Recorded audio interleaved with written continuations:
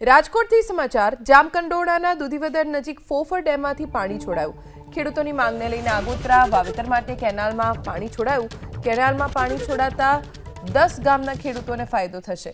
2000 hectare જમીનને સિંચાઈ માટે પાણી મળશે। 145 ક્યુસેક પાણી કેનાલ મારફતે છોડવામાં આવશે। દૂધીવદર, ઈશ્વરિયા, તરવડા, રાયડી ગામને ફાયદો થશે। અડવાળ, ભૂખી, સુપેડી, જાંજમેર, મોટી વાવડી ગામને પણ પાણી મળશે।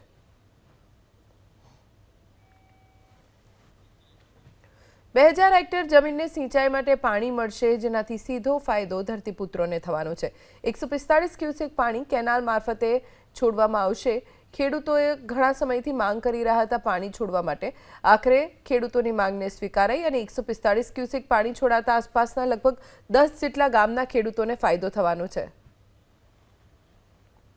રાજકોટથી સમાચાર જામકંડોરણાના દૂધીવદર નજીક ફોફર ડેમમાંથી પાણી છોડાયું। ખેડૂતોની માંગને લઈને આગોતરા વાવેતર માટે કેનાલમાં પાણી છોડાયું। કેનાલમાં પાણી છોડાતા 10 ગામના ખેડૂતોને ફાયદો થશે।